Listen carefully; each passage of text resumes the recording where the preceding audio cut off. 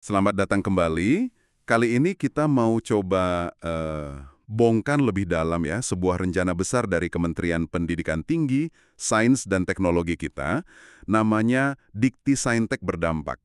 Sumber kita ini dokumen resmi strateginya kementerian, terbitan 1 Agustus 2025. Isinya, wah, penuh visi, program, target. Nah, misi kita simpel aja sih.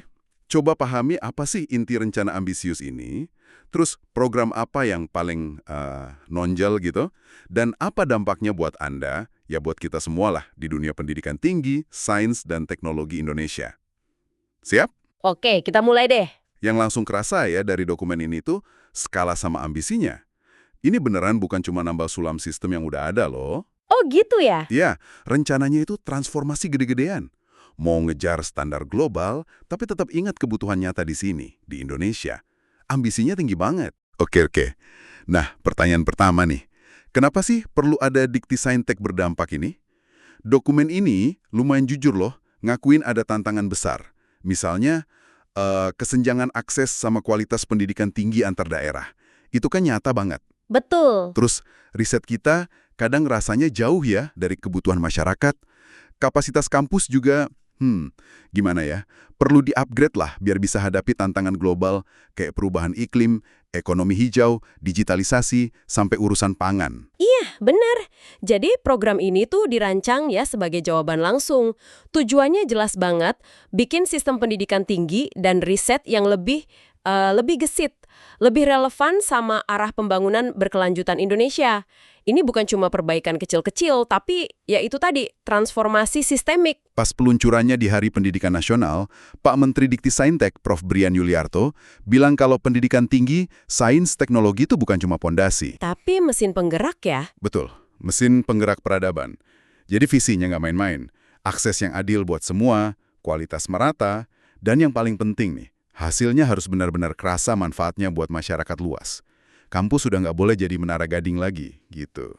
Nah, yang menarik juga, visi ini tuh nggak berdiri sendiri. Dokumen ini jelas banget ngehubunginya sama agenda nasional Asta Cita. Terutama misi 2 soal kemandirian pangan, energi, ekonomi kreatif, hijau, biru. Oke, Terus misi 4 soal SDM dan Saintek sama misi 5 hilirisasi industri.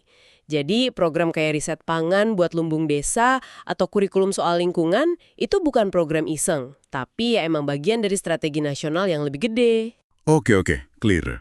Sekarang kita masuk ke intinya nih. Gimana rencana gede ini mau dijalanin? Dokumen ini ngebaginya jadi beberapa pilar strategis. Pilar pertama, fokus ke orangnya, penguatan sumber daya manusia unggul. Pendekatannya khas kita ya, gotong royong, ngelibatin banyak pihak. Program utamanya apa aja tuh? Ada beberapa yang menonjol ya. Pertama, Kartu Indonesia Pintar Kuliah atau KIP Kuliah. Ini krusial banget buat mastiin mahasiswa dari keluarga yang ya kurang mampu, apalagi di daerah 3T, tetap bisa kuliah. Tujuannya jelas, buka akses selebar-lebarnya. Penting banget itu. Terus ada lagi yang namanya Sekolah Garuda. Ini konsepnya menarik nih, wadah buat gembleng talenta sains muda dari SMA. Rencananya ambisius loh, mau bangun 20 sekolah unggul baru sampai 2029. Wah, banyak juga ya. Iya, plus transformasi sekolah unggulan daerah yang udah ada. Target 2025 aja udah mulai bangun 4 sekolah baru. Bahkan tanahnya udah siap di Belitung Timur sama Timur Tengah Selatan. Ini kayak investasi bibit unggul masa depan, gitu kan?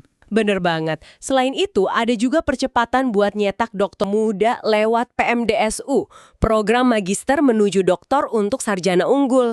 Idenya, S1 potensial bisa langsung lanjut doktor terintegrasi, jadi lebih cepat. Oh, oke. Dan yang nggak kalah penting, revitalisasi pendidikan STEAM. Ini bukan cuma singkatan keren ya, sains, teknologi, teknik, seni, matematika.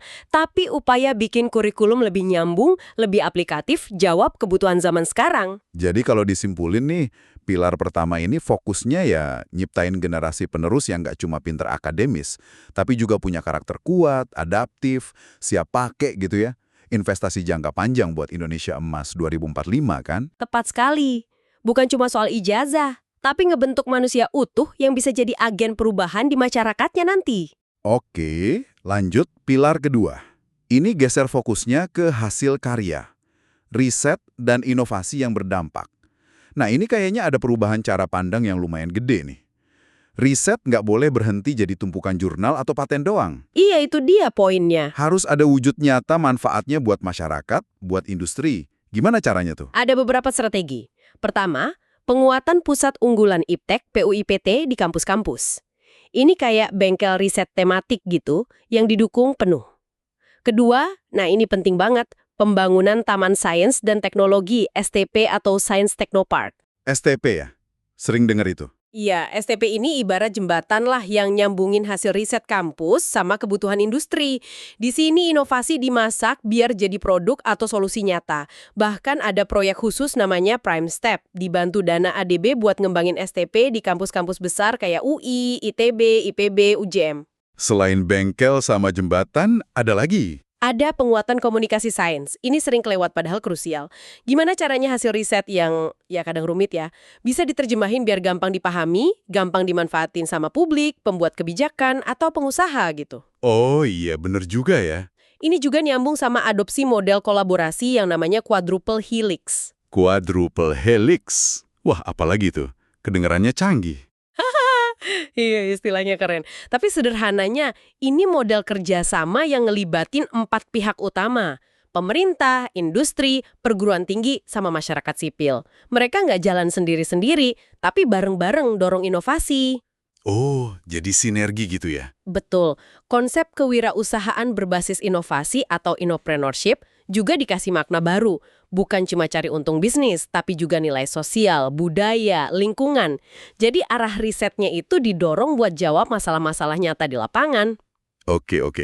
Jadi SDM unggul udah, riset berdampak udah. Pilar ketiga nih ngomongin rumahnya, transformasi kelembagaan dan tata kelola. Poin utamanya apa di sini? Kuncinya sih ngasih ruang gerak lebih luas buat perguruan tinggi. Semacam otonomi atau delegasi wewenang lah, biar mereka lebih lincah, inovasi, respons perubahan zaman. Tentu ini perlu didukung sistem yang kuat juga. Sistemnya kayak gimana? Pertama, penjaminan mutu yang kredibel. Lewat akreditasi ya, baik buat kampusnya oleh BNPB maupun prodinya oleh LEM, semua ngacunya ke standar nasional pendidikan tinggi. Mutu harus dijaga. Selain mutu, apalagi yang penting buat tata kelola? Sistem informasi terintegrasi. Ini vital banget di era digital gini. Bayangin aja ada dashboard raksasa yang nyatuin semua data. Data mahasiswa PIDE-Dikti, publikasi dosen di Sinta, data SDM di Sister, sampai portal layanan di Satu Dikti. Jadi satu pintu gitu ya? Iya bener. Semuanya nyambung, bisa diakses lewat single sign-on. Tujuannya biar perencanaan lebih pas, layanan lebih cepat, dan semua lebih transparan. Dan terakhir, pastinya reformasi birokrasi. Ini soal tata kelola pemerintahan yang baik, bersih, transparan, akuntabel. Ada target jelas buat dapat predikat zona integritas WBK sama WBBM. Dokumen ini malah nyebut udah ada 9 unit kerja, setingkat fakultas atau poltek yang berhasil dapat predikat ini. Kelihatan seriusnya. Tata kelola yang baik ini fondasinya, makanya ada indikator kayak IKPA buat pantau anggaran. Meskipun nilainya di semester I 2025 disebut cukup ya, sekitar 80,92, dokumennya ngejelasin sih ini karena status kementerian baru, ada anggaran yang baru cair, tapi komitmen ke akuntabilitasnya kelihatan. Terus pengawasannya gimana? Nah, peran Inspektorat Jenderal, Ijen, sebagai pengawas internal itu sentral banget. Mereka mastiin program jalan sesuai rel, nggak ada penyimpangan. Biar nggak abstrak banget nih, kita lihat yuk beberapa contoh program konkretnya. Di bidang kesehatan misalnya, ada transformasi pendidikan tenaga medis. Ini serius banget buat ngatasin kurangnya dokter spesialis. Oh iya, itu penting banget kan? Iya, caranya pakai Academic Health System, ASH, semacam sinergi antara FK sama rumah sakit pendidikan RSPTN. Targetnya gila-gilaan loh, naikin kuota mahasiswa spesialis 277% dan lulusannya 159% sampai 2030. Wah, ambisius ya? Di sisi pengembangan mahasiswa, selain KIP kuliah tadi, ada PKM, Program Kreativitas Mahasiswa. Animonya luar biasa. Proposal masuk 2025 aja tembus 50.000 lebih. Ini nunjukin semangat inovasi mahasiswa kita. Ada juga KKN tematik kebangsaan, ngirim ratusan mahasiswa dari berbagai kampus ke pelosok negeri buat kerja bareng.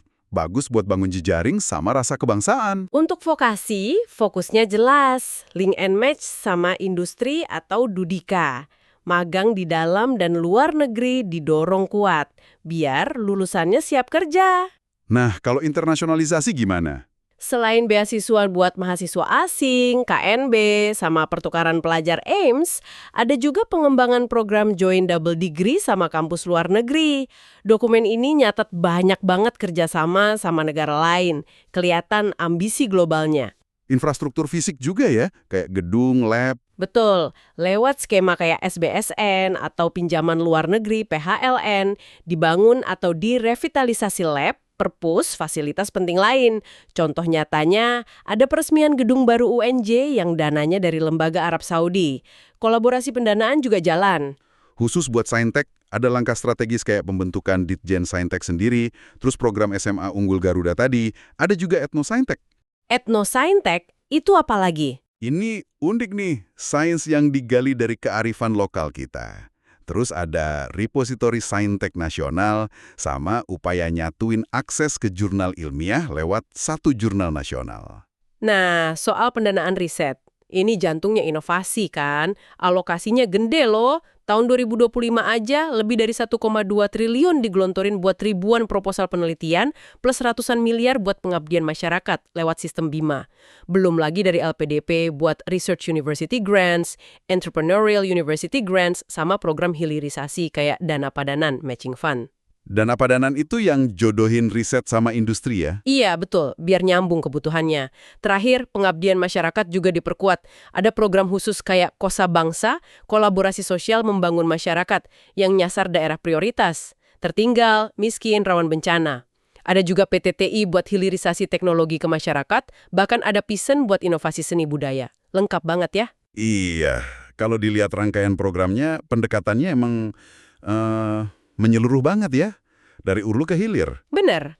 Mulai dari nyetak bibit unggul dari SMA, perkuat kualitas kuliah, danain riset gede-gedean dan terarah, fasilitasi biar hasil riset jadi produk nyata, sampai mastiin manfaatnya dirasain langsung sama masyarakat. Tujuannya satu, bikin siklus inovasi yang jalan terus dan benar-benar berdampak. Tentu ya, jalanin mesin segede ini butuh dapur pacu yang kuat. Disinilah peran Sekretariat Jenderal Setjen. Mereka yang ngurusin administrasi, perencanaan, keuangan. Bayangin deh, total anggaran Kemdikti Saintek 2025 itu sekitar 57 triliun rupiah. Wow, gede banget itu. Iya, dari total anggaran pendidikan nasional yang 724 triliun. Setjen juga ngurus aset negara, SDM aparatur, hukum, sampai bangun kemitraan strategis. Dan kemitraan ini jadi kunci, dokumen ini penuh banget sama catatan MOU, PKS, bukan cuma antar kementerian atau lembaga negara, tapi juga sama BUMN, asosiasi industri kayak Apindo, sampai mitra internasional. Ini negasin kalau gotong royong itu bukan cuma slogan, tapi strategi nyata. Di sisi lain, ada penjaga gawangnya, yaitu Inspektorat Jenderal atau Itjen. Tugas mereka mastiin semua jalan sesuai aturan, sesuai target. Mereka audit, review, evaluasi, pantau program prioritas kayak SMA Garuda, hilirisasi riset, KIP kuliah, sampai nanganin pengaduan. Termasuk isu sensitif kayak kekerasan di kampus ya? Iya, termasuk itu. Data 2021-2024 nunjukin mereka nanganin 157 kasus, dan mayoritas 101 kasus itu kekerasan seksual. Ini nunjukin ada mekanisme penanganannya. Itjen juga mantau tindak lanjut temuan audit sama pengembalian kerugian negara. Data yang disajiin 163,3 miliar kembali dari temuan 271,7 miliar periode 2020-2024 nunjukin proses ini jalan meskipun ya ada tantangan buat nagih semuanya. Jadi penguatan sistem pengawasan termasuk whistleblowing system, kerja sama-sama KPK itu jadi penting banget buat jaga integritas program segede ini. Jadi nih, setelah kita telusuri bareng-bareng, jelas ya, Dikti Saintek berdampak ini bukan sekedar nama program keren. Ini beneran sebuah cetak biru transformasi besar-besaran buat pendidikan tinggi, sains, dan teknologi di Indonesia. Fokusnya jelas, SDM berkualitas, riset yang berguna, tata kelola yang efisien dan bersih, plus kerjasama yang erat sama semua pihak. Cara mahasiswa diterima, dosen dikembangin, kurikulumnya, fasilitasnya, dana risetnya, sampai gimana hasilnya bisa nyampe ke masyarakat dan industri. Semuanya dirancang biar nggak berhenti di rencana, tapi benar-benar hasilin perubahan nyata dan tahan lama. Nah, Inisiatif segede ini pasti bakal ngaruh ke Anda. Mungkin Anda siswa yang pengen masuk sekolah Garuda atau dapat KIP kuliah. Mungkin Anda dosen atau peneliti yang bakal ngerasain skema dana riset baru. Atau Anda pelaku industri yang nyari inovasi dari kampus.